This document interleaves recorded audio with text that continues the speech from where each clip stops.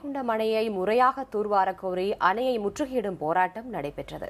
போராட்டத்தில் ஈடுபட்ட இந்திய கம்யூனிஸ்ட் மூத்த தலைவர் நல்லகண்ணு, நாம் தமிழர் கட்சியின் சீமான் உள்ளிட்டோர் கைது செய்யப்பட்டனர்.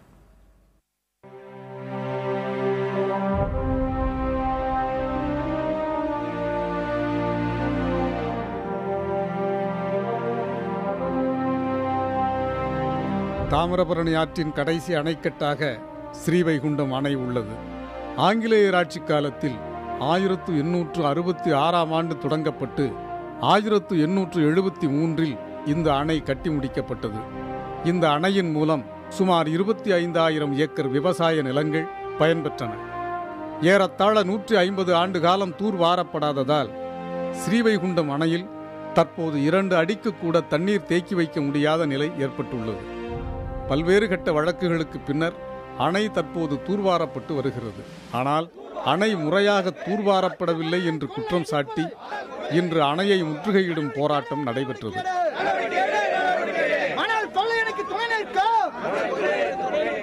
அவர்கள் எந்த மோசடி செய்கிறார்கள் என்பதை ஜனங்கள் அத்தனை பேருக்கும் தெரியும். நீங்கள் கண்காணிப்பு குழு போட்டால் இந்த தடுப்பார்கள், வேலை நடக்கா என்றால் வேலை அமலாக அங்கே முதல் பணி அந்த தூர்வாருவது முதல் பணி. நல்லகண்ணு அவர்கள் வாங்கி வச்ச தடை, அந்த தடையை மீறுவதற்கு இவங்க பசுமை தீர்ப்பாயத்தில் போய் தூர்வாரம்ங்கிற பேரில் அனுமதியை பெற்று வந்துட்டு தூர்வாராம மண்ணள்ளி கொண்டு போய் கொண்டு இருக்கிறாங்க. தடுக்க போராடுகிறவர்களுக்கு பணத்தை கொடுத்து வாயை அடைக்கிறாங்க. நல்லகண்ணு, சீமான், அணு உலை எதிர்ப்புக்குழு ஒருங்கிணைப்பாளர் உதயகுமார் ஆகியோருடன் கிராம மக்களும் இணைந்து முற்றுகை போராட்டத்தில் ஈடுபட்டனர். தடுப்பை மீறி முற்றுகையிட முயன்றதால் காவல்துறையினருக்கும் போராட்டத்தில் பங்கேற்றவர்களுக்கும் இடையே தள்ளுமுள்ளு ஏற்பட்டது.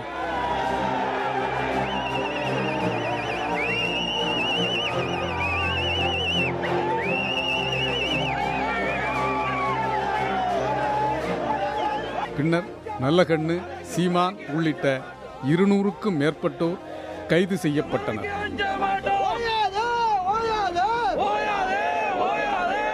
போராட்ட குழுவினருடன் பொதுப்பணித்துறை நடத்திய பேச்சுவார்த்தை உடன்பாடு ஏற்பட்டதை தொடர்ந்து இன்றைய போராட்டம் முடிவுக்கு வந்தது.